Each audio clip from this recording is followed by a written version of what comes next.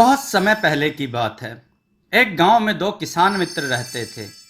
दोनों बुजुर्ग हो चुके थे और उनकी आर्थिक स्थिति भी लगभग समान थी, अर्थात दोनों गरीब थे। एक बार दोनों के खेतों में अच्छी फसल हुई और दोनों उसे बेचने शहर की मंडी में गए।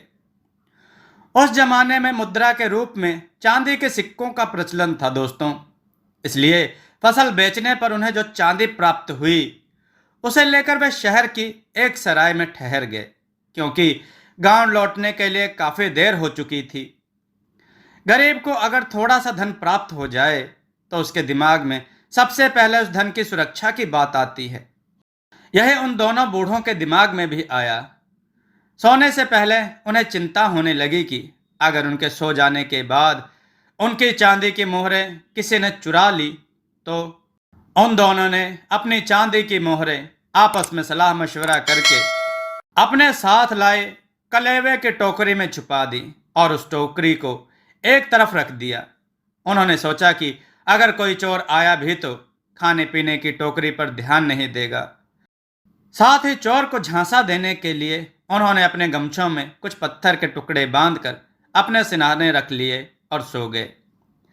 उन्होंने सोचा था कि चोर सोचेगा कि धन बूढ़ों के सिराने में रखा हुआ है और उसे ही चोरी करेगा, लेकिन वे गलत थे। जब वे आपस में सलाह मशवरा कर रहे थे तब उनकी बातें सराय के मालिक और उसकी पत्नी ने सुन ली थी। उन्होंने छिपकर यह भी देख लिया कि दोनों बूढ़ों ने असली रकम कलेवे की टोकरी में छिपाकर एक तरफ रख दी थी। जैसे ही दोनों बूढ़े गाढ़ी नींद में पहुंचे, वे कमरे के अंदर गए और टोकरी में रखी मोहरों की पोटलियां उठा ली।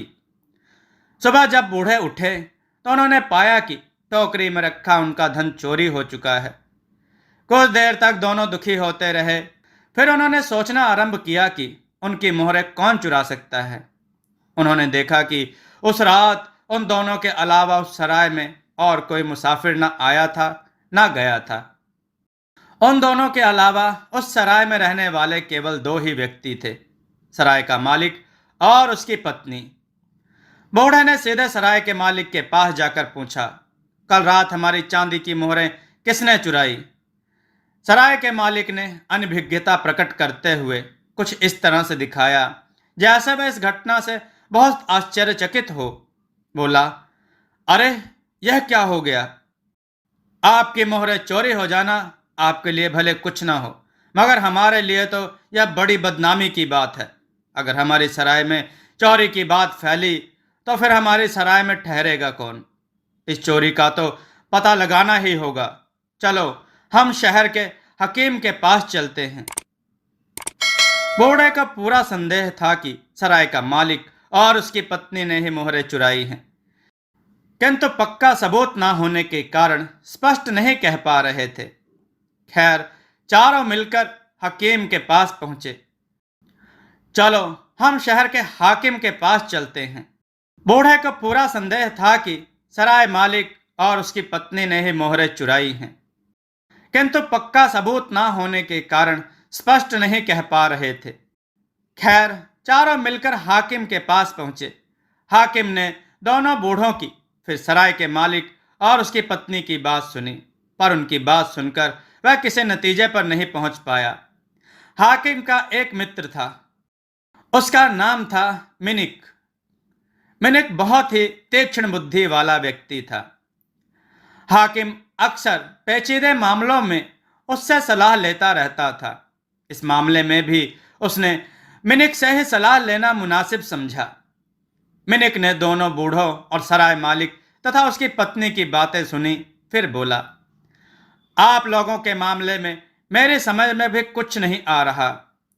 आपका फैसला तो अब केवल हमारे मंदिर का नगाड़ा ही कर सकता है। नगाड़े की बात सुनकर चारों फरियादियों के साथ साथ हाकिम भी चकित रह गया। हाकिम बोला, जो मामला मेरी और तुम्हारी समझ में नहीं आया उसका फैसला भला एक बेजान नगाड़ा क्या देगा? मिनिक बोला, यह कोई आम नगाड़ा नहीं बल्कि दैवीय शक्तियों से युक्त नगाड़ा है। इसमें से जो भी सच बोल रहा है इनमें से जो भी सच बोल रहा है उसकी फरियाद सुनकर नगाड़ा अपने आप बज उठेगा, जबकि झूठ बोलने वाले के सामने नगाड़ा नहीं बजेगा। हाकिम को नगाड़े वाली तरकीब बिल्कुल समझ नहीं आई।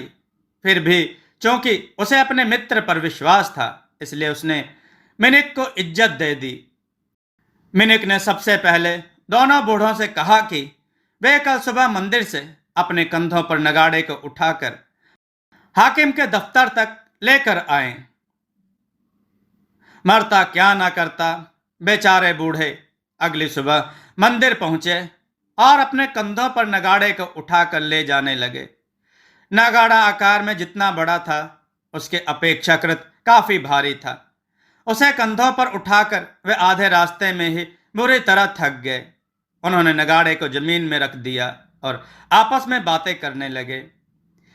एक बूढ़ा बोला, हमारे पैसे तो गए ही, ऊपर से इस नगाड़े को ढोने की आफत और आन पड़ी है।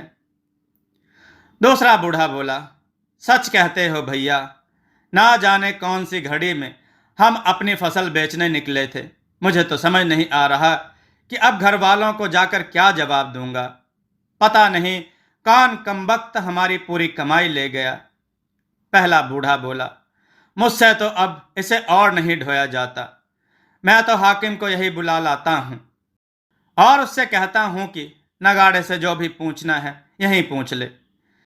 इतना कहकर वह हाकिम को बुला लाने के लिए चल दिए।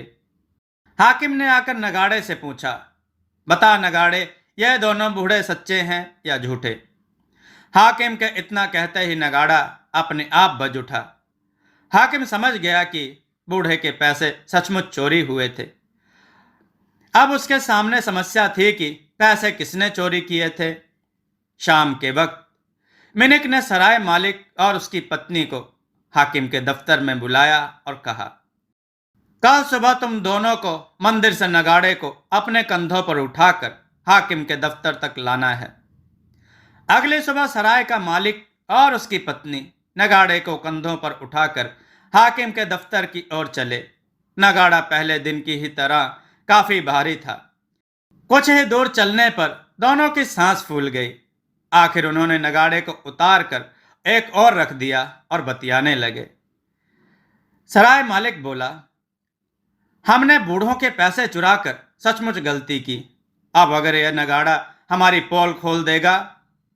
पत्नी बोली, क्यों ना हम इस नगाड़े को ही फोड़ दें।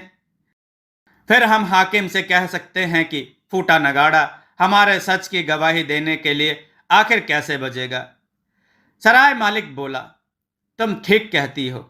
इतना कहकर उन्होंने एक नुकीला पत्थर नगाड़े की ओर फेंकने के लिए उठाया, किंतु इससे पहले कि वह नगाड़े को फोड़ता, नगाड़े का आवरण उठाकर उसके भीतर से मिनिक प्रकट हुआ और बोला, नगाड़े ने सच जान लिया है। तुम दोनों ने ही बूढ़ों के पैसे लिए हैं। मिनिक को देखते ही सराय मालिक और उसकी पत्नी के होश उड़ गए।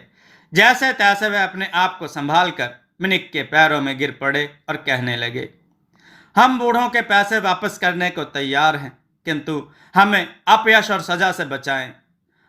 हम आइंदा ऐसी गलती नहीं करेंगे।